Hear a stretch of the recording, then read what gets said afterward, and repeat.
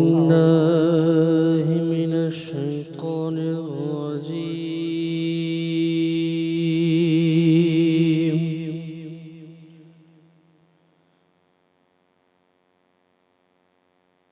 بسم الله الرحمن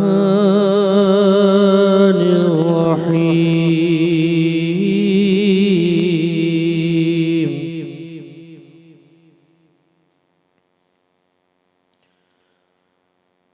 قل أعوذ برب الناس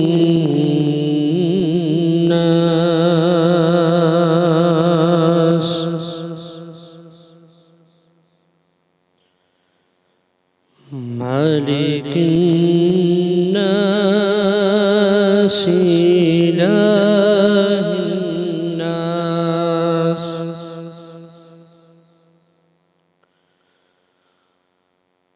من شر الوسواس الخناس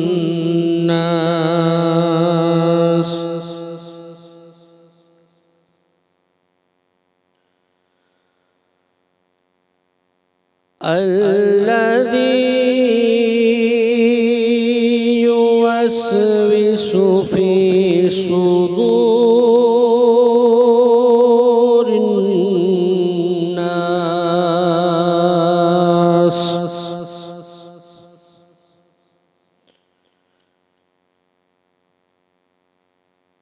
من الجنة والناس.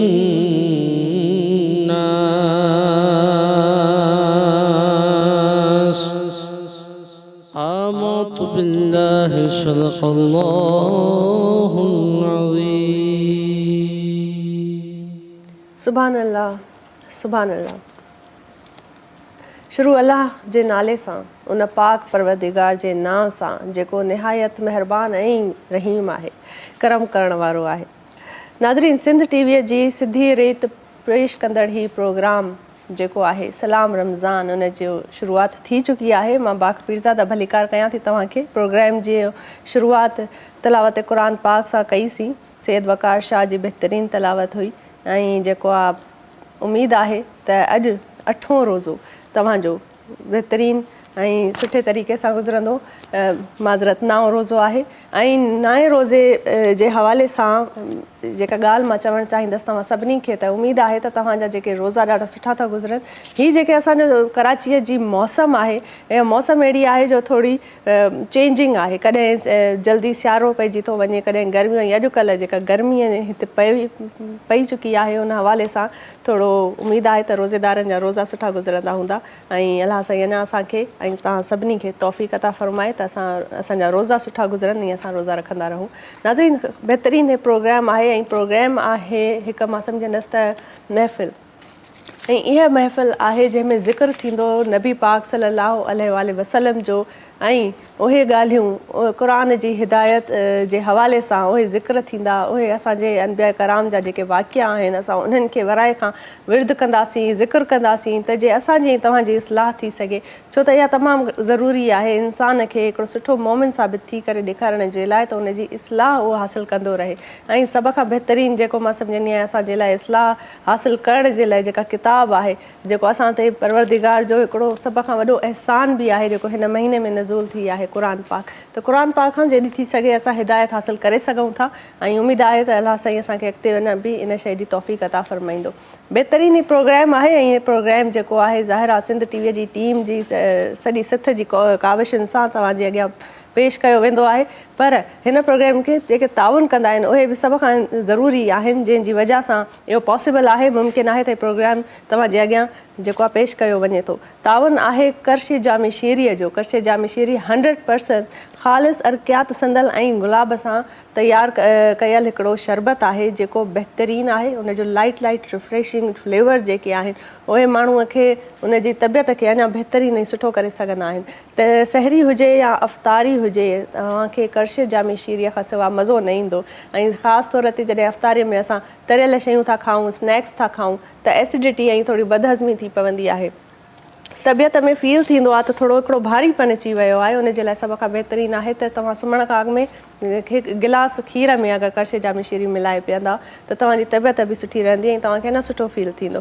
करशे जामी शीरीअ में इलायची फ्लेवर बि आहे। इलायची पाण हिकु बहितरीनु खुराक में असां इस्तेमालु कयूं था। भाॼियुनि में इलायचीअ जो इस्तेमालु थींदो आहे त सिहत में उनजा तमामु घणेई फ़ाइदा आहिनि। मेडिकल साइंस में इन शइ खे प्रूव कयो आहे त करशे जामी शीरीअ जो इहो फ्लेवर बि बेमिसाल आहे, ॾाढो सुठो आहे। ऐं हर मौसम में चाहे सर्दियूं हुजनि या गर्मियूं हुजनि, करशे जामी शीरी हर दिलि अज़ीज़ हूंदो आहे। उन खां अलावा असांजे प्रोग्राम में जंहिं ताउन कयो आहे करशे जामी शीरीअ खां अलावा से आहिनि पीक फ्रींस जा सूपर। तव्हां ॾिसी रहंदा हूंदा, इन्हनि इहे चवनि था the original super biscuits the nation's favourite. तमामु बहितरीनु ज़बरदस्त ऐं हर दिलि अज़ीज़ आहिनि, वारनि खे त अञा वधीक पसंदि हूंदा आहिनि। उन सां गॾोगॾु super soft bakes classic chocolate cake, हिननि जा जेके केक आहिनि इहे तव्हां ॾिसंदा स्क्रीन ते तव्हांखे नज़र ईंदा हूंदा। बहितरीनु इन्हनि जो फ्लेवर आहे ऐं ॿारनि खे तमामु घणो इहो पसंदि थो अचे अॼुकल्ह। ऐं इफ़्तारियुनि में सहरियुनि में तव्हां इन शइ खे इंजॉय करे सघो था। ज़ाहिर आहे इफ़्तारीअ खां पोइ वरी चांहि हलंदी आहे त चांहि सां गॾु सूपर खे इंजॉय कंदा ऐं असां सां गॾोगॾु तव्हां बि इंजॉय कंदा। ऐं प्रोग्राम जो बाक़ाइदा शुरूआति थी चुको आहे। ताउन जी जॾहिं ॻाल्हि कजे थी त असांजे प्रोग्राम खे ॿियो जेको ताउन आहे बहितरीनु ड्रेस आहिनि सबलाइम ट्रेंड्स जा। तव्हां ॾिसंदा आहियो हर जेको आहे माण्हू जेको आहे उनजी पर्सनैलिटी उनजे ड्रेसिस सां हूंदी आहे। अगरि उनजे सुठो कपिड़ो उनखे पातल आहे ऐं उहे उन में कॉन्फिडेंस फील कनि था त इन जो मतिलबु त सुठो ब्रांड आहे, उनजी सिलाई सुठी आहे, उनजो कपिड़ो सुठो आहे। अॼु जो जेको असांखे ताउन आहे से सबलाइम ट्रेंड्स वारा आहिनि। इन्हनि जो कॉन्टेक्ट नंबर स्क्रीन ते तव्हांखे नज़र ईंदो हूंदो, तव्हां चाहियो त उनखे कॉन्टेक्ट करे सघो था। बहितरीनु ड्रेस आहे, इन्हनि जो बहितरीनु कलर कॉम्बिनेशन बि आहे, ज़बरदस्त ब्रांड आहे। ऐं उन सां गॾोगॾु ज़हरा भेनरूं जेके मूंखे ॾिसनि थियूं उन्हनि खे मां ॿुधाईंदी हलां त हींअर जिते असां वञूं था सो तव्हांजे मुतालिक़ तव्हांजे इंट्रस्ट जी ॻाल्हि आहे। उहा छा आहे? उहो आहे साईं किचन। रमज़ान में बहितरीनु किचन जूं एक्टिविटीज़ हलंदियूं रहंदियूं आहिनि। सहरीअ में बि किचन ऑक्युपाइड हूंदो आहे ऐं इफ़्तारीअ में बि। ऐं किचन में पचंदियूं आहिनि मज़े मज़े जूं रेसिपीज़ ऐं डिशिस। ऐं उहे माण्हू जिन जे घर में अॼु इफ़्तार ते महिमान था अचनि, का उन्हनि दावत कई आहे मिटनि माइटनि खे, भाइरुनि भेनरुनि खे इनवाइट कयो अथनि त अॼु जी इफ़्तार तव्हां असां सां कयो त उहे पंहिंजी इफ़्तार में हिकिड़ी ख़ासि स्पेशल रेसिपी ऐड करे सघनि था ऐं उहा रेसिपी असांखे ॿुधाईंदा असांजा शेफ़ फैसल। अस्सलाम वालेकुम शेफ़, कहिड़ा हाल आहिनि तव्हां? अल्हम्दुलिल्लाह ठीकु ठाक। कहिड़ी था अॼु ख़ासि रेसिपी ॿुधायो त असांजो जेके भेनरूं ऐं माइरूं आहिनि इंतज़ार में आहिनि त झटपट तयारु थी वञे ऐं अॼु जी इफ़्तारीअ में उहा शामिलु करे सघनि। इंशाल्लाह अॼु असां ठाहियूं पिया वेजिटेबल पकोड़ा, यानी वाङण ऐं पालक जा जेके पत्ता हूंदा उहे, पटाटा ऐं हिन सां गॾु भरियल सावा मिर्च। त हिकिड़ो प्लेटर ठही वेंदो आहे, तमामु बहितरीनु। हिन में चॉइस हूंदी आहे तव्हांखे खाइण जी। ज़बरदस्त। त हिते असां वाङण खयो आहे, हिकु अदद हुनखे स्लाइस में कटिंग करे वठो। हिकु अदद पटाटो खणी वरितो आहे, अच्छा हीअं वॾा वॾा लंबाई में स्लाइसिस करे, बारीक हुजे ताकी फ्राई थियण में। पालक जा पत्ता ज़बरदस्त साफ़ करे चङी फुल तरह हेल्दी वेजिटेबल वारी अॼु जेको आहे असां वटि आहे। हिन में तव्हांजी सिहत बि सुठी रहंदी ऐं तव्हांखे टेस्ट बि मिलंदो। ऐं सावा मिर्च 5 खां 6 मोटा वारा जेके हूंदा आहिनि ॿिज कढी हिन में मलका जेका रेसिपी आहे मलका फूड जो हुननि जो चाट मसालो मां हिन में मिक्स कयो। सिर्फ़ु चाट मसालो खणिजो 3 खाइण जा चमचा ऐं पीठल धाणा 3 खाइण जा चमचा, इहे शयूं मिलाए ऐं जंहिं त विझी छॾिजो। मिर्चनि में भरंदो त सुठो फ्लेवर ईंदो। हिते बेसण खयो आहे 2 कप जेतिरो, हिकु घाटो आहे अञा थोरो हिनखे पतलो कंदासीं। हिन में विझंदासीं पीठल ॻाढ़ा मिर्च 1 चांहि जो चमचो, चाट मसालो मलका फूड जो 1 चांहि जो चमचो ऐं 1/2 चांहि जो चमचो असां विधो आहे हिन में पिंक सॉल्ट जेको आहे मलका वारनि जो पिंक सॉल्ट। पिंक सॉल्ट ॾाढो बहितरीनु आहे, सिहत जे लाइ ॾाढो सुठो आहे। तव्हां सॉल्ट त इस्तेमालु कंदा ई हूंदा पर बहितरु आहे त तव्हां पिंक सॉल्ट इस्तेमालु कयो। ऐं हिन में मलका फ्लेवर हिन जा जेके मसालनि जा फ्लेवर्स आहिनि उहे बि थोरा यूनिक आहिनि। ॾाढो तव्हांखे मज़ो ईंदो, इंजॉय कंदा तव्हां अगरि मलका मसालनि वारनि जा तव्हां मसाला इस्तेमालु कंदा। रेसिपीज़ तमामु सुठियूं आहिनि, दॿे जे पुठियां लिखियलु हूंदो आहे। त बसि हिन खे बैटर खे तव्हां सुठो करे ठाहिजो। इलाही घाटो बि न हुजे, इलाही पतलो बि न हुजे कि मथां लही वञे। हिन में मिठी सोडा न विझबी आहे। पकोड़ा जॾहिं ठाहींदा आहियूं हुन में मिठी सोडा विझबी आहे, छाकाणि त हुनखे असां राइस कंदा आहियूं, फुलाईंदा आहियूं ताकी सॉफ्ट थियनि। हिन जे मथां कोटिंग करणी हूंदी, अगरि असां सोडा विधी त हू स्लिप थी वेंदो। त मतिलबु जॾहिं कोटिंग करणी हुजे त हुन में तव्हांखे मिठी सोडा ऐड नाहे करणी। ऐं हिते असां खयो आहे तलो बनस्पति, तलो कुकिंग ऑयल। त तलो विटामिन ए ऐं डी खां भरपूर आहे, लो कोलेस्ट्रॉल आहे, ओमेगा 3 आहे। त हिनखे असां कंदासीं गरम। ऐं जॾहिं ऑयल में का शइ फ्राई कंदा आहियो हुन खां बाद ऑयल खे थधो करे छाणे रखंदा कयो। हिन खां छा हूंदो आहे, हिनजी लाइफ वधंदी आहे, क्लियर बि रहे थो, ऐं जेका पार्टिकल्स पीसिस ठही था न हेठि तरे में वेही वेंदा आहिनि। अगेन ॿी का रेसिपी फ्राई कंदो त हुनमें उहा सड़ी ऐं चिपकी वापसि अची वेंदा। क्लियर कंदो त तव्हांजो काफ़ी ॾींहुं ऑयल क्लियर हलंदो, यूज़ थी वेंदो, यूटिलाइज़ बि थी वेंदो, ज़ाया थियण खां बि बची वेंदो। बहितरीन, ज़बरदस्त। हे असांजो, ऐं हिनजी जेका कंसिस्टेंसी आहे ही एतिरी हुजे कि ही ॾिसो हिनजो ड्रॉपिंग अचे पई। ठीक आहे न, हिकिड़ी फ्लो में अचे पियो। हाणे असां छा कंदासीं, तव्हां मिर्च खयो, ऑयल जो टेम्परेचर इलाही वधीक गरम ना हुजे, नॉर्मल हुजे, मीडियम फ्लेम ते तव्हां मीडियम फ्लेम ॾिसो हिन मथां खां स्लिप ना पियो थिए मसालो। ठीकु, हिनखे विझंदा वेंदासीं ऐं मिर्चनि खे सिर्फ़ु पीठल दाणनि सां, कोई बि खटाई पाउडर, मां त ही में चाट मसालो विधो, अगरि आमचूर पाउडर आहे, मैंगो पाउडर, त दाणा पीठल जॾहिं विझंदा आहियो न, क्वांटिटी हुनखां डबल थी वेंदी आहे ऐं फ्लेवर सुठो ईंदो आहे। ज़बरदस्त। त ही मिर्च हिते फ्राई थींदा वञनि पिया, हिननि खे विझंदा वेंदासीं। ज़बरदस्त, बहितरीनु आहिनि ऐं ॾाढो सुठो। ऐं जेको तव्हां हिनखे जल्दी जल्दी में फ्राई था कंदा वञो त इहो टाइम बि बचाईंदो। ऐं ज़ाहिर अफ़्तारी में अञा टाइम आहे, मुंहिंजे ख़्याल में इहा रेसिपी तव्हां अॼु बि, अगरि तव्हां वटि सभु मटीरियल मौजूदु आहे त तव्हां तयारु करे सघो था। ऐं बहितरीनु असांजो जेको किचन आहे, हिनखे स्पॉन्सर करण वारा बि काफ़ी असां वटि सुठा सुठा ब्रांड आहिनि। ऐं ज़ाहिर आहे पकोड़ा आहिनि त पकोड़नि सां गॾु गर्श जामे शीरी त लाज़मी आहे, ऐं जामे शीरीअ सां गॾु तव्हां इंजॉय कंदा अफ़्तारी में, ऐं उमेद आहे त तव्हां ज़रूरु इंजॉय कंदा हिन ॻाल्हि खे। ऐं वरी ज़ाहिर आहे अफ़्तारी करण खां पोइ चांहि त तमामु ज़रूरी आहे, टपाल मेज़बान जी चांहि आहे, उन खां सवाइ अफ़्तारी पूरी न आहे। सो ज़ाहिर तव्हां चांहि बि इंजॉय कजो हिन सां गॾोगॾु। टपाल मेज़बान जी चांहि इंजॉय कंदा, असां बि कंदासीं, तव्हां बि कंदा। अच्छा, टमाटा जेके हूंदा आहिनि न, हुनजा बि तव्हां गोल स्लाइसिस मोटा कंदव, हुनजे मथां चाट मसालो विझो, पोइ हुनखे डिप करे अगरि ठाहींदो, उहो बि ॾाढा ज़बरदस्त रहंदा आहिनि टमाटर। ज़बरदस्त, टमाटनि जा पकोड़ा, आलू जा पकोड़ा ऐं वाङण जा पकोड़ा आहिनि असां वटि। भिंडी अगरि वाङण जी मां मुंहिंजे ख़्याल में हिननि खे स्लाइस कटिंग पंहिंजे ऑडियंस खे ॾेखारींदी हलां, हिनखे थोरो तव्हां ज़ूम करे ॾेखारींदा। जेका लेंथ आहे वाङण जी, उहा हिननि फुल लंबाई जेका आहे उन हवाले सां हुनखे कटिंग कई अथनि। कटिंग जी बि ॾाढी ज़रूरी ॻाल्हि आहे कुकिंग जी प्रेज़ेंटेशन। त तव्हां सब्जी कटियो कीअं था, कहिड़े तरीक़े सां, पोइ ख़ूबसूरत लॻंदो त पोइ ज़ाहिर खाइण जी बि दिलि चवंदी आहे। ऐं ॿियो ही कि पाणी में जॾहिं वाङण या आलू कटंदा आहियो, पटाटा, पाणी में लूणु विझी रखंदा कयो, हिन खां कारो नथो थिए, वरना वाङण फौरन कारो थी वेंदो आहे। ज़बरदस्त, बहितरीनु। हाणे जेसि ताईं मुंहिंजे ख़्याल में हिकु तरजनि था, असां साई वठूं था, साई वठी ईंदासीं त पोइ असांजा पकोड़ा बि तयारु हूंदा। अलॻि अलॻि क़िस्मनि जा सब्ज़ियुनि जा पकोड़ा आहिनि अॼु, ज़बरदस्त हेल्दी फूड आहे। ऐं हिन खां पोइ ब्रेक खां पोइ जॾहिं वापसि ईंदासीं त असांजे महिमान बि असांखे जॉइन कंदा, त उन्हनि खे बि तव्हां सां मुतारिफ़ कराईंदासीं। नाज़रीन, ॾिसूं मिलूं था ब्रेक खां पोइ, ॾिसंदा रहो सलाम रमज़ान।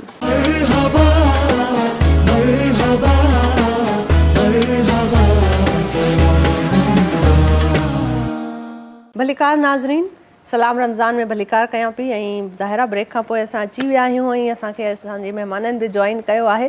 महिमाननि खे मुतारिफ़ कराईंदी हलां, असांखे जॉइन कयो आहे ज़ाकिरा सैयदा फ़ातिमा ज़ैदी साहिबा। अस्सलाम वालेकुम फ़ातिमा साहिबा। उन सां गॾोगॾु नात ख़्वान आहिनि, असांखे जिन जॉइन कयो आहे उहा आहे सैयदा हिना। अस्सलाम वालेकुम हिना, वेलकम करते हैं आप दोनों को, मशकूर हैं कि आप आई हैं और हमें टाइम दिया हमारे शो में। ऐं उन सां गॾु नात ख़्वान आहिनि असां सां, उन्हनि जॉइन कयो आहे, उहे आहिनि मोहम्मद हुसैन हुसैनी साहब। अस्सलाम वालेकुम साईं। ऐं मोहम्मद कासिम साहब। अस्सलाम वालेकुम। नाज़रीन, महफ़िल आहे हज़रत मोहम्मद मुस्तफ़ा सल्लल्लाहु अलैहि वसल्लम जे ज़िक्र जी ऐं रब पाक जे हिदायतुनि जी, जेके उन्हनि असांखे ॾिनियूं आहिनि असां माण्हुनि खे, त असां उन शइ खे फॉलो कयूं। ऐं उन हिदायत जो ज़रियो सभ खां जेको आहे क़ुरान शरीफ़ आहे। तो इन हवाले सां ॻाल्हि ॿोल रहंदी ऐं उमेदु आहे त तव्हां इंजॉय कंदा ऐं तव्हांखे वधीक इंफॉर्मेशन बि मिलंदी दीन जे हवाले सां ऐं दीनी अमलनि जे हवाले सां। ऐं पर हींअर वञूं था असांजे शेफ़ वटि, त ॾिसूं त उहे किथे पहुता आहिनि, असांजी कुकिंग किथे पहुती आहे। जी शेफ़ फैसल, किथे पहुता तव्हांजा पकोड़ा तयारु थी विया आहिनि, ज़बरदस्त, ऐं फ्राई करे मां कढी छॾिया आहिनि। हिनजे मथां तव्हां चाट मसालो विझी छॾिजो, मलका फूड जो थोरो सो गरम गरम जॾहिं पकोड़ा लाहींदो। ऐं हाणे असां ठाहींदासीं कड़छी जामे शीरी। बिल्कुलु, कड़छी जामे शीरीअ खां सवाइ त अफ़्तारी नामुमकिन हूंदी आहे। हा बिल्कुलु, हे कीअं बंदि थियल आहे। हिकु गिलास थधो पाणी खणंदो, हिन में विझंदो 4 खाइण जा चमचा कड़छी जामे शीरी। ऐं अगरि हिकु बोतल लीटर वारी मां ठाहींदो त 5 × 40 गिलास ठहंदा, ऐं 1.5 लीटर वारी बोतल मां ठाहींदो त 40 खां 45 गिलास आराम सां ठहींदा, 50 गिलास ताईं बि ठाहे सघो था। ही साइज़ जेको आहे 1.5 लीटर आहे। हिनमें इलायची शरबत बि आहे, उनखे तव्हां खीर में डिज़ोल्व करे सहरी में पी सघो था, एसिडिटी न थींदी। ऐं उनजे अलावा शुगर फ्री बि मौजूदु आहे, जेको शुगर फ्री पेशेंट्स आहिनि उन्हनि जे लाइ शुगर फ्री बि मौजूदु आहे। सही, बहितरीन, ज़बरदस्त। ऐं हाणे डिलीशियस पकोड़ा तयार आहिनि, नाज़रीन ॾिसी रहंदा हूंदा स्क्रीन ते। ऐं ज़बरदस्त वेजिटेबल पकोड़ा आहिनि। इन सां छा थींदो त ॿारनि खे अञा जेके ज़ाहिरा सब्जी खाइण जे लाइ ॿार अवॉइड कंदा आहिनि, त पालक न खाईंदा आहिनि, वाङण न खाईंदा आहिनि, त उहे उन हवाले सां ज़बरदस्त आहे। त इन हवाले सां तव्हां कंदा। थैंक यू, जज़ाकल्ला chef Faisal, thank you for being with us. ऐं महिरबानी तव्हांजी, बहितरीन तव्हांजूं रेसिपीज़ हूंदियूं आहिनि। तव्हां ज़रूरु इहे रेसिपीज़ ट्राए कयो। असांजा जेके नाज़रीन आहिनि इहे असांखे फीडबैक ज़रूरु ॾिजो। जी, हाणे वञूं था असांजे महिमाननि ॾे। बहितरीन महिमाननि असांखे जॉइन कयो आहे ऐं महिमाननि सां ॻाल्हाईंदासीं। असां सां गॾु जेका ज़ाकिरा साहिबा मौजूदु आहे। ज़ाकिरा साहिबा, आपसे मैं बात करूँगी और पहले बात की शुरुआत में इस बात से करूँगी कि जैसे माह रमज़ान हमारे जो है नसीब में इस बार आया है, अल्लाह पाक के लाखों एहसान है कि हमें जो है एक बार फिर से ये नसीब हुआ। और जब हम अपनी बरकतों, रहमतों और ब्लेसिंग्स पर जब नज़र डालते हैं, जो रहमतें और नेमतें हमें अल्लाह पाक की तरफ से मिली हैं हमारी ज़िंदगी में, हम उसमें हमारी अच्छी सेहत भी आ जाती है, हमारा जो है अच्छा फाइनेंशियली स्टेबिलिटी भी आ जाती है, हमारे रिश्तेदारों से और बाकी सारे रिश्तों से हमारी बॉन्डिंग जो होती है वो भी अच्छी होती है, तो वो भी एक ब्लेसिंग है। और इन सब ब्लेसिंग्स के बावजूद भी कोई एक चीज़, जो कोई एक, चाहे आपको अच्छी इंसान को नौकरी तलाश करनी हो या कोई अच्छा रिश्ता तलाश करना हो, और अगर वो नहीं हो पाता तो इंसान मायूसी का शिकार हो जाता है। और मायूसी के लिए कहा जाता है कि मायूसी कुफ्र है। आप इस बारे में ज़रा, मैं चाहती हूँ रोशनी डालें इस बात पे कि जैसे मायूस होना कुफ्र है और इस चीज़ को अवॉइड करना चाहिए, तो कुरान पाक की आयतों के हवाले से और दीन के हवाले से आप ज़रा इस टॉपिक पे रोशनी डालें कि ताकि हमारे लोगों की और अच्छे तरीके से इस्लाह हो सके। औज़ु बिल्लाहि मिनश शैतानिर रजीम, बिस्मिल्लाहिर रहमानिर रहीम। इन्नल्लाह व मलाइकतहु यसल्लूना अलन नबी या अय्युहल्लज़ीना आमनु सल्लु अलैहि व सल्लिमु तस्लीमा। अल्लाहुम्मा सल्लि अला मुहम्मदिन व आलि मुहम्मद व अज्जिल फरजहुम अजमईन। जैसा कि आपका सवाल है कि मायूसी कुफ्र है, और बिल्कुल ऐसा ही है। परवरदिगार आलम इरशाद फरमा रहा है कि मायूसी कुफ्र है। और ये एक रिवायत के थ्रू मैं जो है तमाम नाज़रीन की खिदमत में इसको वाक़े को पेश करूँगी कि एक मरतबा परवरदिगार आलम हज़रत मूसा से इरशाद फरमाता है कि ए मूसा, साहिल के करीब जाओ और वहाँ पे 3 कश्तियाँ आएंगी, उन्हें तुम ख़बरदार करो कि वो तीनों डूबने वाली हैं। तो हज़रत मूसा साहिल की तरफ जाते हैं और देखते हैं कि साहिल पर बिल्कुल अमन व सुकून है। और फिर थोड़ी देर बाद हज़रत मूसा खड़े होते हैं तो उन्हें एक सामने से एक कश्ती जो है नज़र आती हुई। तो जब वो देखते हैं कि वो अभी तो बिल्कुल सही आ रही है, जब वो कश्ती बिल्कुल करीब आने लगती है तो हज़रत मूसा उस कश्ती वालों को ख़बरदार करते हैं कि एक कश्ती वालों, मुझे अभी अल्लाह का हुक्म आया है, तुम पर मुसीबत आने वाली है, मोहतात रहना। तो वो कश्ती वाले कहते हैं कि ए अल्लाह के नबी, जो होना है वो तो होना ही है, अगर अल्लाह का हुक्म है और वो अटल है तो वो तो होकर रहेगा। तो हज़रत मूसा देखते हैं कि अभी उन्होंने यही कहा था कि इतनी देर में एक मौज ऐसी आई कि उनकी कश्ती डगमगाई और उन्होंने ये बात मुकम्मल करी कि अल्लाह का हुक्म है और होकर रहेगा।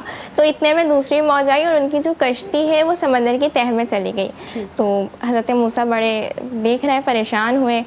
एक सामने से दोबारा कश्ती आती हुई नज़र आई। हज़रत मूसा को खुदा की बात याद आई कि 3 कश्तियाँ आएंगी और डूबेंगी। तो हज़रत मूसा ने फिर उन कश्ती वालों को ख़बरदार करा कि एक कश्ती वालों ज़रा होशियार रहना, खुदा जो है तुमसे इम्तिहान लेगा और मोहतात होके रहना।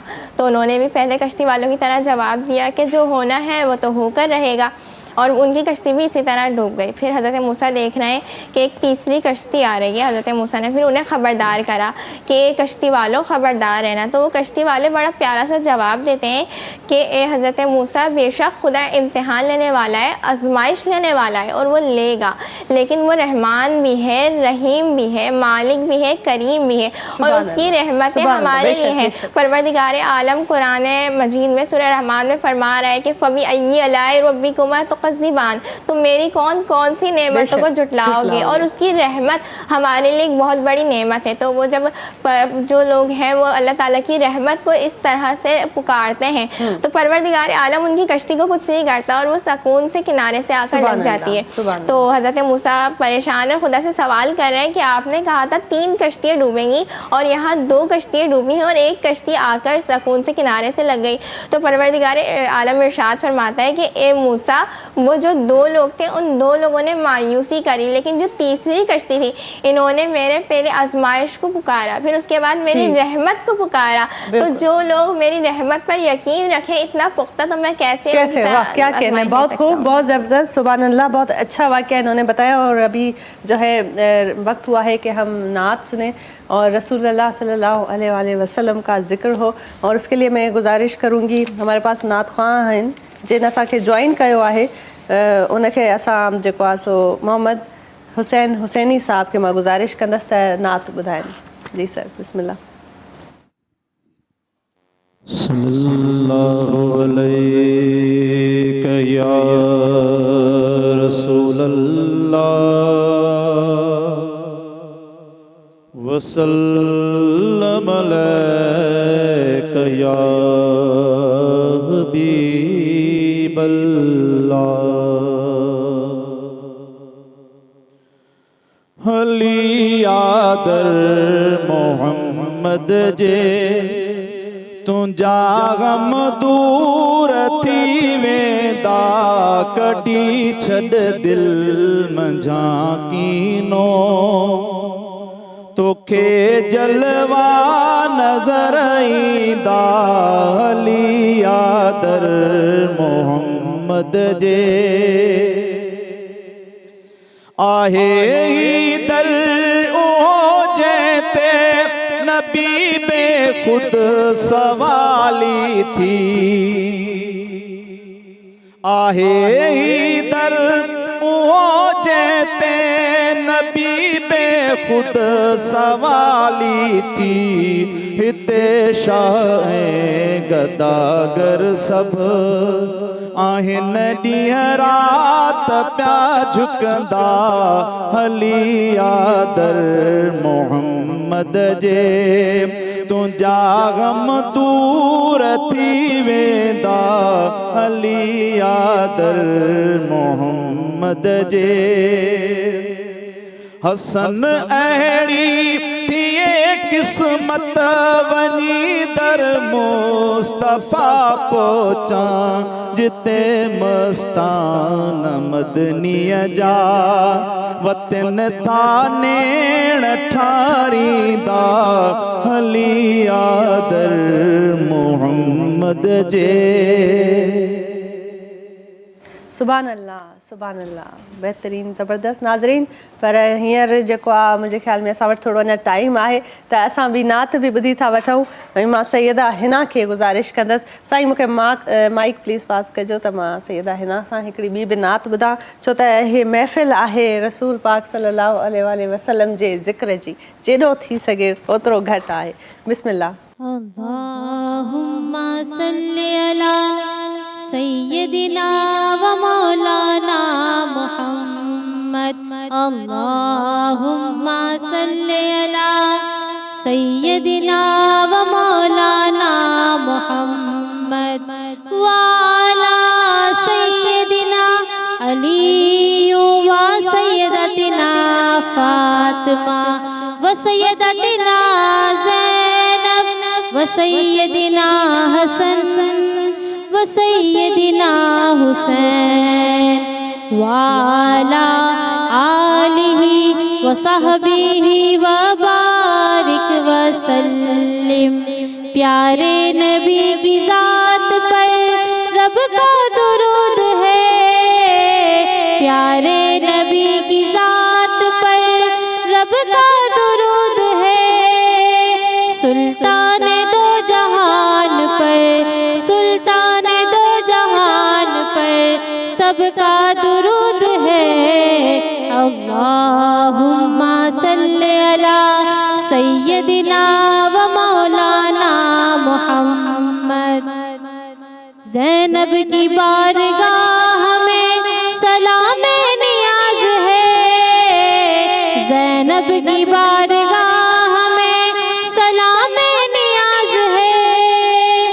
जो मुर्तज़ा की लाडली, जो मुर्तज़ा की लाडली ज़हरा का नाज है। अल्लाहुम्मा सल्ली अला सय्यदिना व मौलाना मुहम्मद। सुभान अल्लाह, सुभान अल्लाह, सुभान अल्लाह। नाज़रीन, बहितरीन नात हुई ऐं इन ई महफ़िलूं असांजूं जारी रहंदियूं, पर वक़्तु थियो आहे साहीअ जो। साई वठूं था, साई खां पोइ वरी असांखे जॉइन कंदा।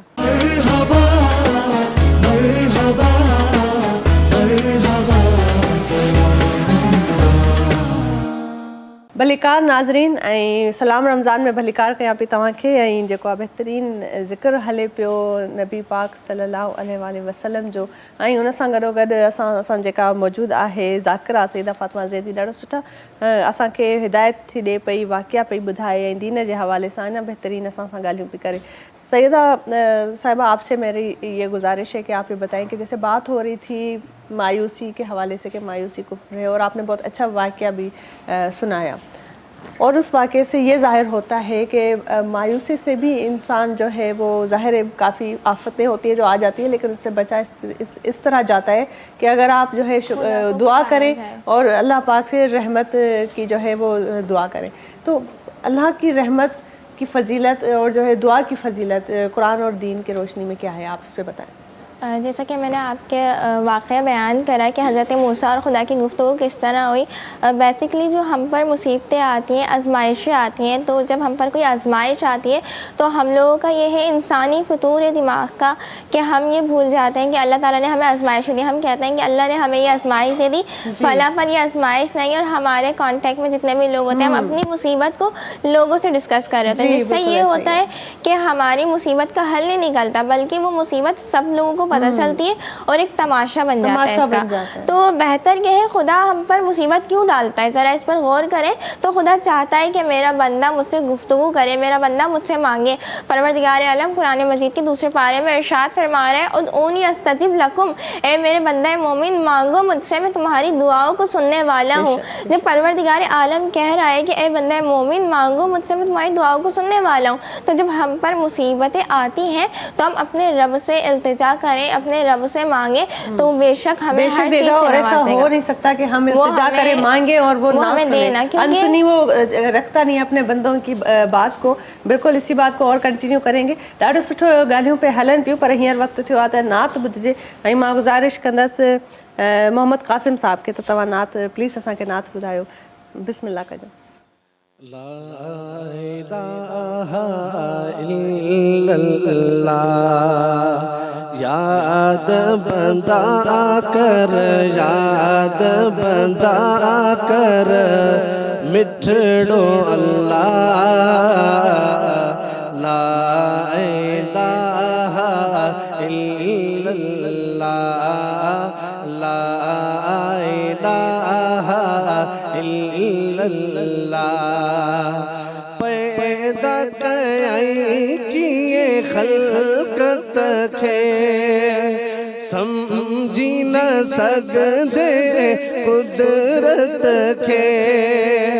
पैदा कई किए खल्कत खे, समझी न सघंदे कुदरत खे।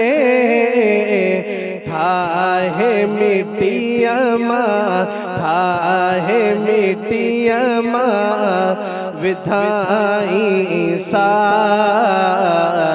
ला इलाहा इल्लल्लाह, याद बंदा कर, याद बंदा कर, मिठड़ो अल्लाह।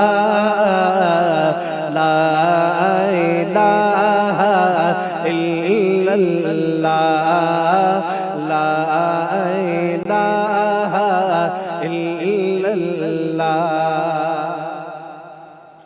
बिना थंभे किए आसमान बिहन, सिज चंड था किए रोशनी दियन। बिना थंभे किए आसमान भी है न सिज चंड था किए रोशनी दियन बाह बढ़ाए समुद्र दरिया ला इलाहा इल्लल्लाह। सुभान अल्लाह बेहतरीन ज़बरदस्त। ऐं जेके ज़ाहिर आहे महफ़िलूं आहिनि इन्हनि महफ़िलुनि जी शान ऐं रौनक अलाह साईं ऐं उन पाक परवरदिगार जी ॻाल्हियुनि सां ऐं ज़िक्र सां ऐं उन जे सुहिणे हबीब रसूल मुस्तफ़ा सल्लल्लाहु अलैहि वसल्लम जे ज़िक्र सां थींदी आहे। ज़ाकिरा कंटिन्यू करेंगे बात को, लेकिन मुख्तसरन में जवाब की तलबगार हूँ कि आप जो बता रही थी कि ज़ाहिर है अल्लाह की रहमत ऐसा हो नहीं सकता कि वो अपने बंदों की ना सुने, तो दुआ की फ़जीलत और उसकी अहमियत बताएं। दुआ की फ़जीलत और ताकत तो इतनी है कि अगर इंसान सच्चे दिल से मांगे, परवरदिगार आलम सिर्फ इंसान से ही चाहता है कि वो सच्ची मारिफत से मांगे, क्योंकि इबादत उसे इंसान से नहीं चाहिए। इबादत के लिए तो परवरदिगार आलम के फ़रिश्ते काफ़ी हैं। सिर्फ हम मारिफत से मांगे, और मारिफत किस तरह की होनी चाहिए कि जैसे एक छोटा बच्चा अपनी माँ से बिलक कर दूध मांगता है, इस मारिफत से अगर हम खुदा से मांगे तो खुदा उसी वक्त हमें अता कर देता है। और दुआ की फ़जीलत और ताकत इतनी है कि दुआ से तकदीरें बदल दी जाती हैं, कि दुआ से ज़िंदगी और मौत के फ़ैसले अल्लाह ताला बदल देता है। दुआ से तो अल्लाह ताला अगर इंसान की मौत आ रही हो और उसकी माँ अगर सच्चे दिल से दुआ कर दे तो खुदा उसकी मौत को भी रद्द कर देता है। दुआ की बहुत फजीलत है। बहुत ज़बरदस्त बेहतरीन ऐं तमामु बेहतरीन ॻाल्हि कई नाज़रीन। पर इन्हनि ॻाल्हियुनि खे असां कंटिन्यू कंदासीं। वक़्तु थियो आहे साईअ जो। साई वठूं था कि नथा वठूं। असां अॻु में नात ॿुधंदासीं, बेहतरीन ज़बरदस्त असांजे नातनि जी महफ़िल आहे त ज़ाहिर आहे नात ॿुधंदासीं। ऐं बेहतरीन मां गुज़ारिश कंदसि मोहम्मद हुसैन हुसैनी साहिब खे, साईं तव्हां नात ॿुधायो, तव्हां जे नात जा तलबगार आहियूं असां। सल्लल्लाहु अलैका या रसूल अल्लाह वसल्लम अलैका या हबीब अल्लाह। ओ मोहम्मद दी मर्जी जिवें रब मनावे, मोहम्मद दी मर्जी जिवें रब मनावे, दिंदा बेहिसाबे जे देवण ते आवे। आका दी मर्जी जिवें रब मनावे, सोहणे दी मर्जी उता तूर सीना ते मूसा है डांदा, इताला मका ते मोहम्मद प्या वेंदा। उता तूर सीना ते मूसा है डांदा, इताला मका ते मोहम्मद प्या वेंदा। उता लंतरानी इथा खुद सदावे, दिंदा बेहिसाबे जे देवण ते आवे। सोहणे दी मर्जी जिवें रब मनावे, मदनी दी मर्जी अंगुल दे इशारे सूरज लौटी आंदा, कमर टुकड़े थी ते कदमे प्या डांदा। अंगुल दे इशारे सूरज लौटी आंदा, कमर टुकड़े थी ते कदमे प्या डांदा। पत्थरां को मुरसल प्या कलमे पढ़ावे, पत्थरां को मुरसल प्या कलमे पढ़ावे।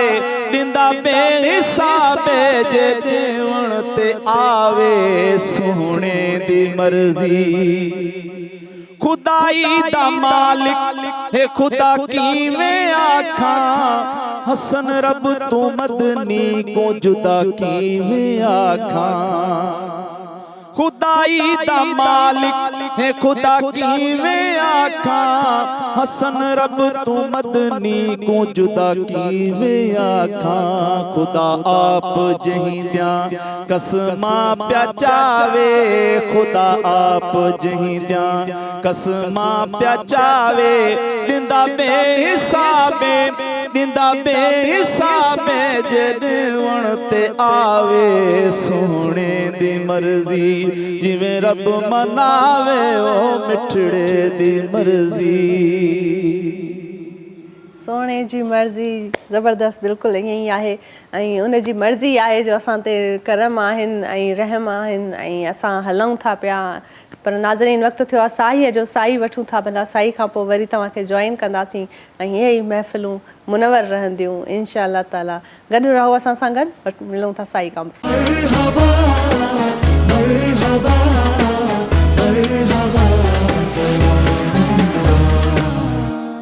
भलीकार नाज़रीन सलाम रमज़ान में बाक़ पीरज़ादा तव्हांखे भलीकार थी करे ऐं बहितरीन महफ़िल आहे ऐं महफ़िलनि में ज़ाहिर आहे ज़िक्र आहिनि ऐं इन्हनि ई ज़िक्रनि सां मां सम्झंदी आहियां त जेके असांजे नबी कराम जा ज़िक्र आहिनि ऐं परवरदिगार जो ज़िक्र आहे त असांखे अञा वधीक हिदायत बि मिलंदी आहे ऐं रूह खे तस्कीन बि पहुचंदी आहे पर हींअर मुंहिंजे ख़्याल में मां असांखे जॉइन कयो आहे नात खां आहे सिदरा राशिद अस्सलाम वालेकुम सिदरा आपकी नात से शुरुआत करते हैं बिस्मिल्लाह दुरूद सलाम आ रहा है फलक से दुरूद सलाम आ रहा है ज़बां पर मोहम्मद का नाम आ रहा फलक से दुरूद सलाम आ रहा है सलाम आ रहा है काबे की रौनक काबे का मंज़र काबे रौनक काबे का मंज़र अल्लाहु अकबर अल्लाहु अकबर अल्लाहु अकबर अल्लाहु अकबर हमदे खुदा से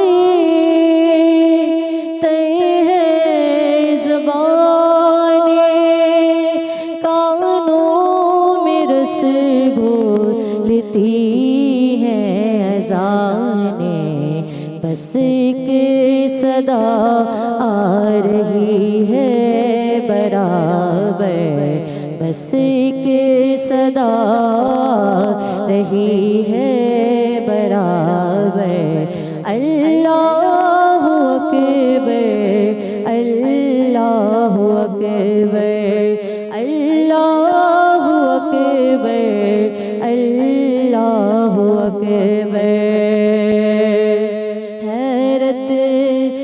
खुद को कभी देखता हूँ और देखता हूँ कभी महरम को लाया कहा मुझको मेरा मुक़द्दर लाया कहा मुझको मेरा मुक़द्दर अल्लाहु अकबर अल्लाहु अकबर अल्लाहु अकबर अल्लाहु अकबर मौला सभी क्या चाहता है बस मग़फ़िरत की अता चाहता है बख्शीश के तालिब पे अपना करम कर बख्शीश के तालिब पे अपना करम कर अल्लाहु अकबर अल्लाहु अकबर अल्लाहु अकबर अल्लाहु अकबर काबे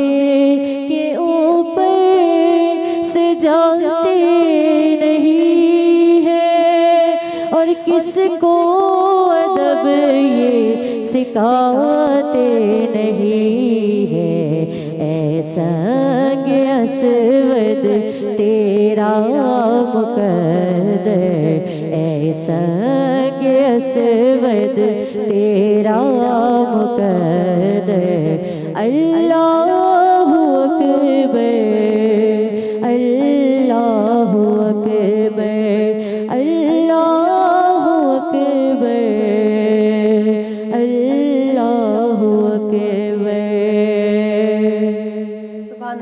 सुभान अल्लाह, बहितरीन, ज़बरदस्त नात हुई। ऐं हिन सां गॾोगॾु हाणे मां ज़ाकिरा साहिबा सां हिकिड़ो सवाल करणु चाहींदसि। आप भी बताएं, जब हम जिक्र कर रहे थे खुदा की रहमत का और दुआ की फजीलत का, अच्छा, जब इंसान को कोई चीज़ बहुत शिद्दत से चाहिए होती है, किसी चीज़ की काफ़ी अरसे से दुआ कर रहा होता है, बेसब्री भी आ जाती है, कहीं कहीं मायूसी भी आ जाती है, और ज़ाहिर है इंसान है, ख़ता का पुतला है, नाशुक्री भी कभी कभी कर बैठता है। तो भाई शिद्दत से किसी चीज़ की चाहिए, कोई चीज़ चाहिए, तो उसके मांगने का कोई तरीका, उसके तलबगार हम जब खुदा ताला से होते हैं, तो कोई उस हवाले से आप प्लीज़ वजाहत करें। आपका बहुत ही खूबसूरत सवाल है। इस हवाले से मैं बात करती चलूँ कि अगर हम अल्लाह ताला से कुछ मांगें, किसी भी हाल में हम दुआ करें, तो परवरदिगार आलम हमारी दुआ सुनता भी है और कबूल भी करता है उसके सही वक्त आने पर, क्योंकि बेहतरीन वक्त आने पर वो नवाजता है। लेकिन हम एक मिसाल के ज़रिए आपको मैं अपना जवाब पहुँचाऊँगी कि अगर हमारे घर कोई मेहमान सड़ा ना जाए, तो हम उनकी मेहमान नवाजी करते हैं और बहुत अच्छे से उनकी मेज़बानी कर देते हैं। लेकिन जब हमें पता हो कोई मेहमान हमारे घर आने वाला है, तो हम उसकी प्रॉपर तैयारी करते हैं कि हाँ आज हमारे घर दावत है और मेहमान आएंगे, एक प्रॉपर हम उसके पूरा सेटअप करते हैं, दैन वो आता है। इस तरह से अगर हम अल्लाह ताला के पास जाएँ, हम नमाज़ शब तारीख़ में हम देखते हैं, सुनने को मिलता है और ये मौजूद भी है कि इमाम हुसैन ने जो जनाब सकीना को तलब किया था, खुदा से मांगा था, किस तरह आता हो कि रात रात नमाज़ शब पढ़, नमाज़ शब जिसे हम नमाज़ तहज्जुद के नाम से भी जानते हैं, जो रात में 12 बजे के बाद पढ़ी जाती है अंधेरे के वक्त में, कि जब हम खुदा के लिए उठें, लाइट्स बंद हो कमरे की, और हम खुदा के लिए वज़ू करें, और ख़ास तौर पे उस दौरान जब सर्दी होती है, लोग बिस्तरों में छुपकर सो रहे होते हैं, उस दौरान तो हम सबसे ज़्यादा मुश्किल काम ये लगता है कि हम खुदा के लिए निकलें और वज़ू करें और फिर आके मुसल्ले पर बैठें जहाँ लाइट्स बंद और सिर्फ खुदा हो और हम खुदा से गुफ्तगू कर रहे हो, खुदा के लिए नमाज़ पढ़ें, उसकी इबादत करें। और उस वो वक्त मेरे ख्याल से तहज्जुद का वक्त जो है, आप कह रही हैं कि वो बिल्कुल वो वक्त एक ऐसा ख़ास वक्त है कि उस वक्त में खुदा से जो चीज़ तलब की जाए, खुदा वो हमें नवाजता है। ज़बरदस्त, बेहतरीन, यानी जज़ाकल्लाह, बहुत अच्छे तरीके से आपने इस चीज़ को डिस्क्राइब किया। हीअं नाज़रीन हिकिड़ी ॿी बि नात ॿुधूं था, ऐं नात जे लाइ मां माइक चाहींदसि, प्लीज़ तव्हां माइक पास कयो। जी, थैंक यू सो मच। जी बेटा, तव्हां नात पढ़ो, बिस्मिल्लाह। सल्ले अला नबीना सल्ले अला मुहम्मद सल्ले अला शफीना सल्ले अला मुहम्मद।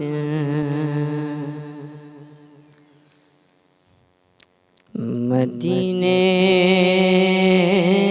से बुलावा आ रहा है,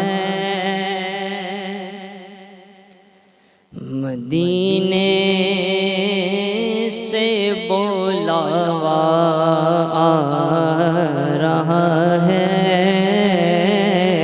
मेरा दिल मुझसे पहले जा रहा है, मेरा दिल मुझसे पहले जा रहा है, और वहाँ चलती नहीं मर्जी किसी की, कि वहाँ चलती नहीं मर्जी किसी की, कि मदीने वाला ही बोलवा रहा है, मदीने वाला ही बोलवा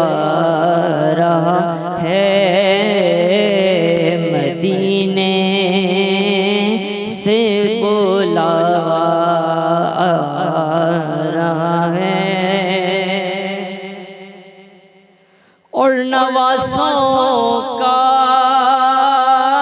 وہ صدقہ بانٹتے ہیں کہ نوازوں کا وہ صدقہ بانٹتے ہیں کہ زمانہ ان کا صدقہ کھا رہا ہے، زمانہ ان کا صدقہ کھا رہا ہے، مدینے سے بلاوا آ رہا ہے، اور یہ چکی سیدہ کی چل رہی ہے کہ یہ چکی سیدہ کی چل رہی ہے کہ زمانہ جتنا لنگر کھا رہا ہے، زمانہ جتنا لنگر کھا رہا ہے، اور زبیب بے نوا زہرا کے صدقے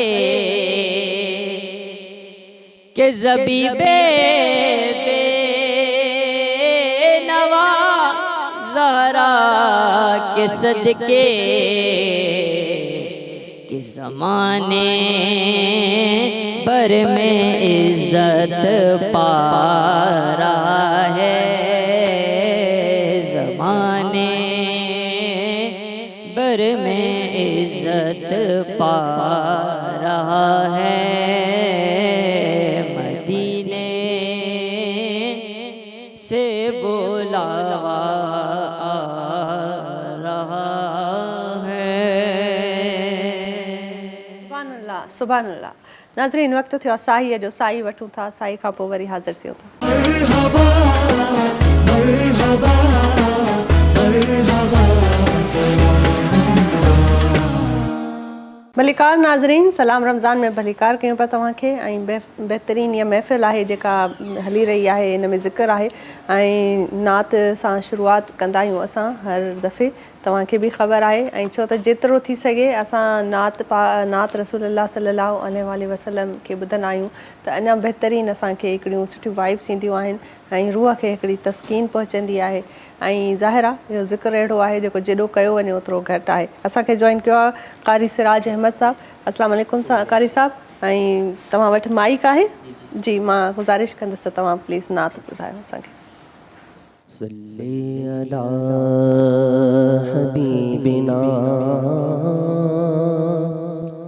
सल्ली अला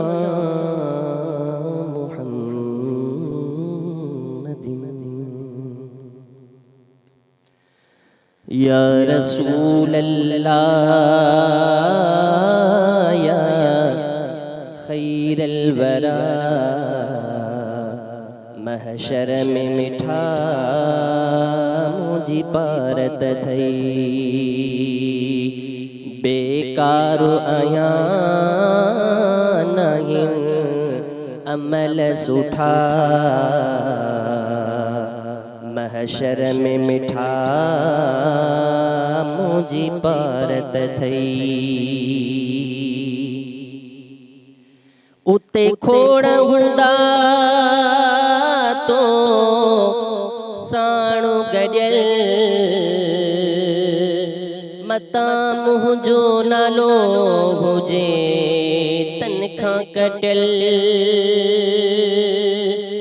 उते खोड़ हुंदा तो साणु गॾियल,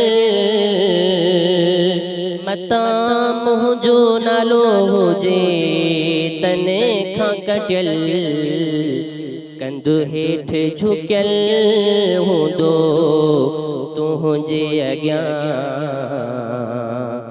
महशर में मिठा मुझी पारत थई जहीं वेल वंडी दे आबे कौसर पीठो दुम उञायल हिकड़े भर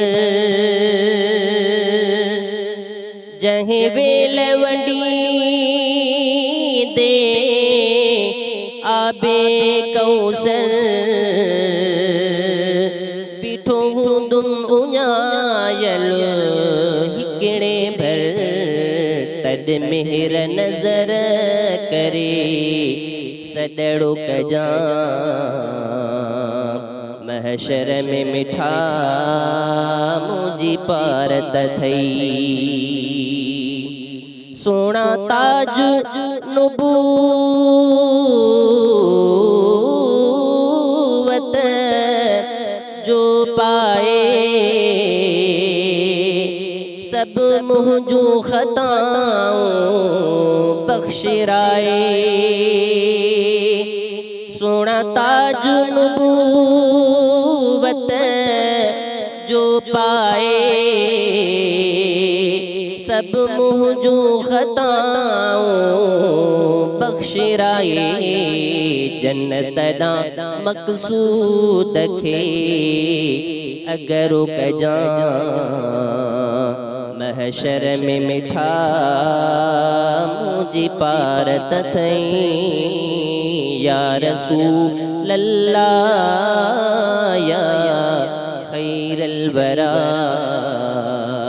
महशर में मिठा मुझी पारत थई माशाअल्लाह सुभान अल्लाह बहितरीन नात हुई ऐं नात खां पोइ ज़ाहिरा सां गॾु ज़ाकिरा साहिबा असांखे ज्वाइन कयो आहे आपसे हम पूछना चाहेंगे कि जब जिक्र हो रहा था कि दुआ की फ़जीलत तो बहुत अच्छी आप कुछ अर्ज़ कर रही थी लेकिन मैं चाहूँगी कि आप उसको कंटिन्यू करें हमें अल्लाह ताला ने नमाज शब जैसी इबादत से नवाजा और एक बहुत अजीम इबादत है और परवरदिगार आलम जो इमाम हुसैन हैं इमाम हसन हुसैन जवानान जन्नत के सरदार हैं इमाम हुसैन ने जनाब सकीना को नमाज तहज्जुद में मांगा अगर इमाम हुसैन वैसे मांगते तो उन्हें वैसे भी मिल जाती जनाब सकीना लेकिन नमाज तहज्जुद में मांगना असल में वो हमें ये बताना चाह रहे थे उम्मत को ये बताना चाह रहे थे कि ए उम्मत अगर तुम्हें कुछ मांगना हो तो नमाज शब का रास्ता भी तुम्हारे पास है तुम उसमें से मांगो क्योंकि अहले बैत वो घराना है कि जो हमारे लिए रोल मॉडल है अगर हम ज़िंदगी में किसी मसले में अटक जाएं तो अहले बैत के दर पर जाएं हमें वहाँ से हर मसले का हल मिलेगा तो बेसिकली जो नमाज शब का रास्ता है हमारे पास वो हमारे लिए है कि जब हम किसी ऐसी मुश्किल में फंस जाएं जो हल नहीं हो रही हो तो हम खुदा से नमाज शब में जाके रिजू कर सकते हैं और वो बेशक उससे हमें फ़ौरन नवाजता है जज़ाकल्लाह बहुत बेहतरीन और बहुत अच्छे तरीके से आपने इस चीज़ को बयान किया है अभी मैं मेरे ख्याल से हिना से गुजारिश करूँगी कि नात सुनाए हिना कौन सी नात सुना रही हैं आप मेरा गदा मेरा मंगता मेरा गुलाम आए मेरा गदा मेरा मंगता मेरा गुलाम आए खुदा करे अभी तैबा से ये पयाम आए मेरा गदा मेरा मंगता मेरा गुलाम आए गुलाम ज़ारा हूँ मैं तो अली का नौकर हूँ हमेशा पंज तनी निस्बत ही मेरे काम आए हमेशा पंज तनी निस्बत ही मेरे काम आए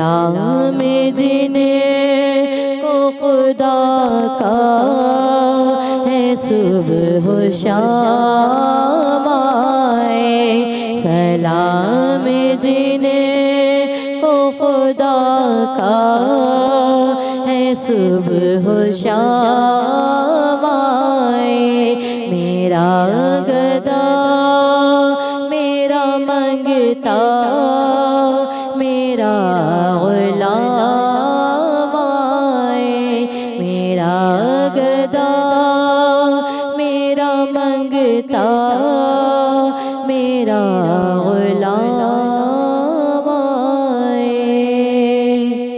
سبحان اللہ سبحان اللہ بہترین. ناظرین ساہی وٹھوں تھا وقت تھو आहे साही जो साही खां पोइ वरी जॉइन कयूं था ॾिसंदा रहो सलाम रमज़ान. मरहबा मरहबा मरहबा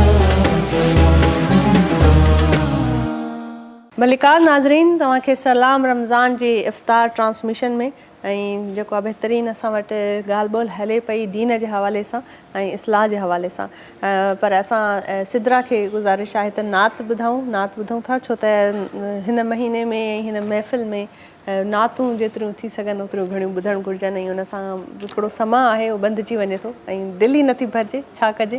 सो जी बेटा बिस्मिल्लाह. बेखुद किए देते हैं अंदाज़ ही जवाना बेखुद किए देते हैं अंदाज़ ही जवाना दिल में तुझे रख लूं दिल में तुझे रख लूं है जलवाए जाना दिल में तुझे रख लूं बस इतना करम करना चश्मे करीमाना बस इतना करम करना चश्मे करीमाना जब जाने लबों पर हो जब जाने लबों पर हो तुम सामने आ जाना जब जाने लबों पर हो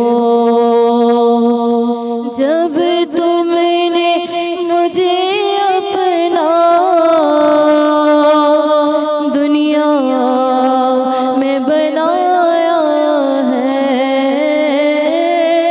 जब तुमने मुझे अपना दुनिया में बनाया है मैं शेर में भी कह देना मैं शेर में भी कह देना ये है मेरा दीवाना दिल में तुझे रख लूं ऐ जलवाए जाना सुभान अल्लाह बेहतरीन. आपके साथ में सवाल करना चाहूँगी क्योंकि हमारे पास टाइम मुख्तसर है और यही मौका है हमारे साथ जितना मैं समझती हूँ कि हो सके हम इस बात पे बात करें और ज़्यादा इन्फॉर्मेशन हासिल करें. सदका देना हमारे इस बरकतों वाले इस महीने में इसकी एक अलग ही फजीलत है लेकिन उसके अलावा भी ओवरऑल इंसान को पूरी ज़िंदगी सदका देना और इस चीज़ को प्रैक्टिस में लाना चाहिए. اس کے حوالے سے اس کی کیا فضیلت ہے؟ آپ قرآن اور دین کی روشنی میں پلیز اس کو بتائیں. بہت ہی پیارا سوال ہے آپ کا.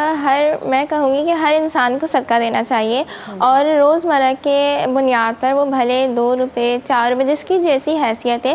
رسول خدا کا فرمان ہے ہر انسان کی جس کی جیسی حیثیت ہے وہ اس حیثیت کے مطابق صدقہ دے, کیونکہ صدقہ آپ ہر آنے والی مصیبت اور بلا کو ٹالتا ہے. اور اسی کو ایک واقعے کے تھرو میں آپ کے تک بات پہنچاؤں گی کیونکہ ٹائم بہت کم ہے. کہ ایک دفعہ کا واقعہ تھا, رسول خدا اپنے کچھ اصحاب کے ساتھ گزر رہے تھے.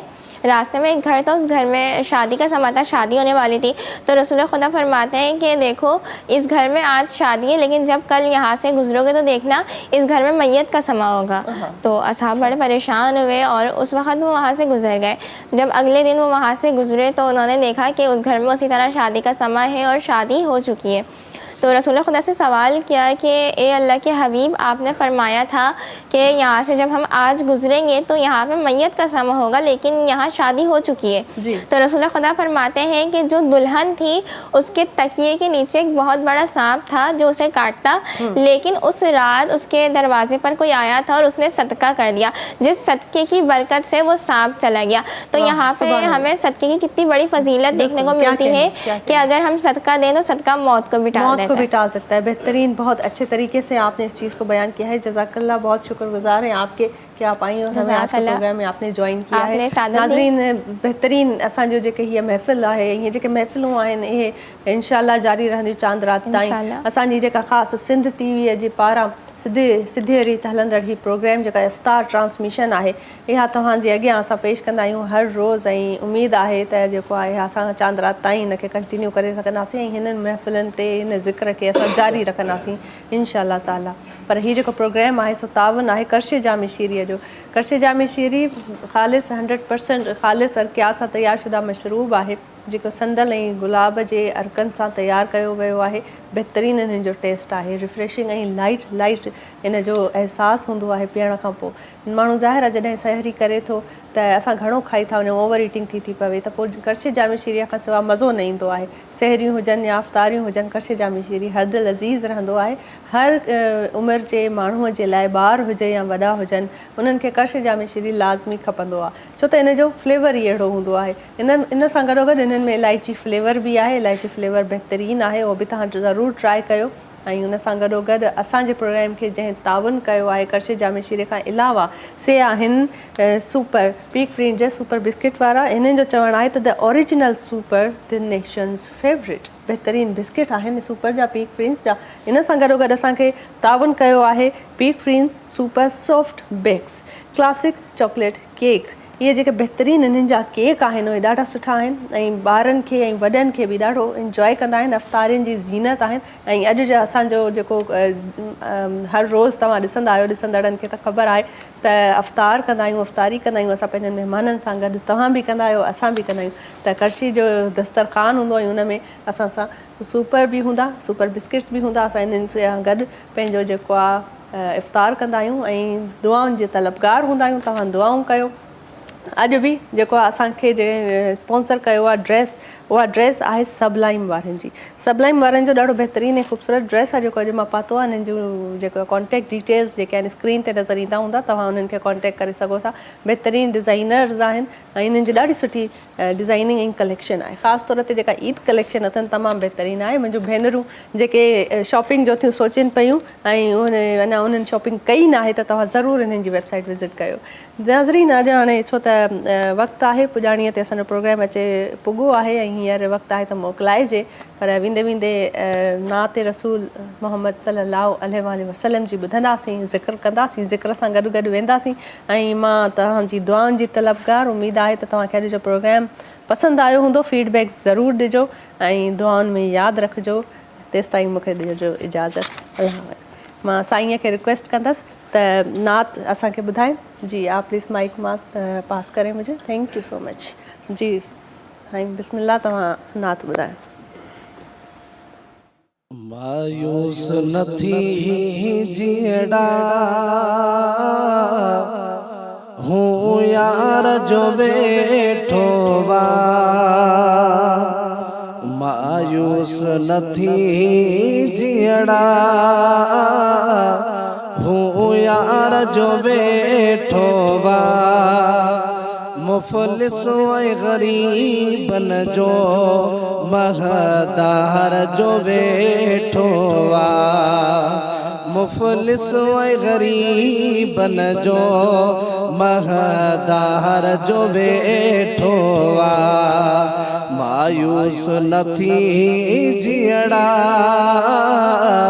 हूँ यार जो वेठो वा मुफलिस ऐं ग़रीबन जो महदार जो वेठो वा ओ मुफलिस ऐं ग़रीबन जो महदार जो वेठो वा गुरबत जो भली दरिया के एॾियूं बेहणे छोलियूं गुरबत जो भली दरिया के एॾियूं बेहणे छोलियूं पर पार पुॼाईंदड़ महदार जो वेठो वा मायूस न थी जीअड़ा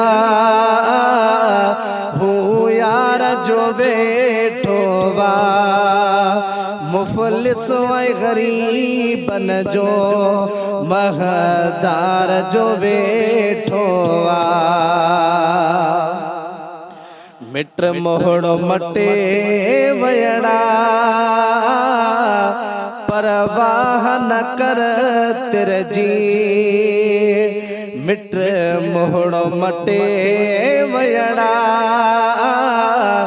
परवाह न कर तिरजी हू नंग निभाईंदड़ नगदार जो वेठो वा मायूस न थी जीअड़ा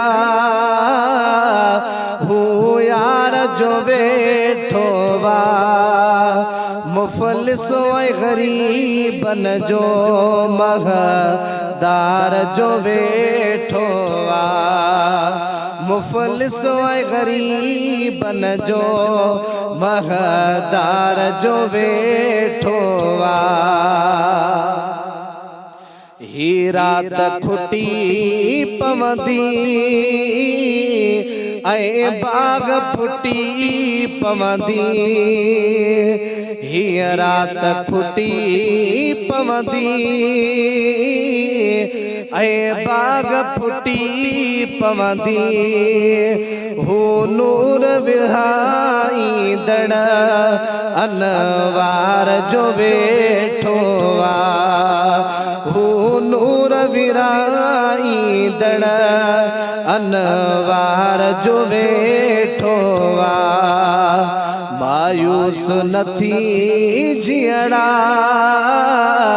हूँ यार जो वेठो वा मुफलिस ऐं ग़रीबन जो महदार जो वेठो वा ओ मुफलिस ऐं ग़रीबन जो महदार जो वेठो वा